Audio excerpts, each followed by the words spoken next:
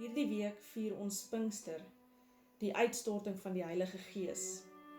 Pinkster is die Griekse woord vir Pentekoste, wat 50ste beteken, wat dan die 50ste dag is na Paasnaweek.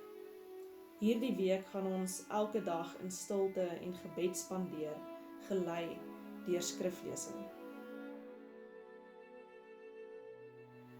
Die 5de tema hierdie week vir die viering van die uitstorting van die Heilige Gees is die teenwoordigheid van God en die gemeenskap van die heiliges.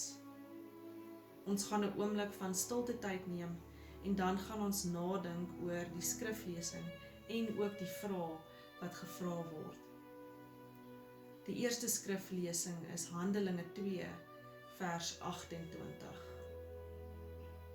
U het my die paaie van die lewe geleer. U teenwoordigheid sal my met vreugde vul. Die tweede skriflesing is 1 Korintiërs 12 vers 12 tot 13. Net soos die liggaam 'n eenheid is en baie lede het en soos al die lede saam, al is hulle baie, een liggaam vorm, so is dit ook met die liggaam van Christus.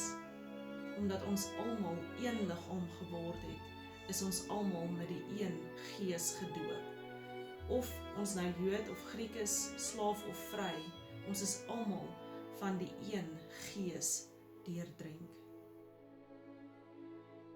Neem 'n oomblik van stil gebed en vra jouself af, wat beteken die teenwoordigheid van God en die gemeenskap van die heiliges in jou lewe?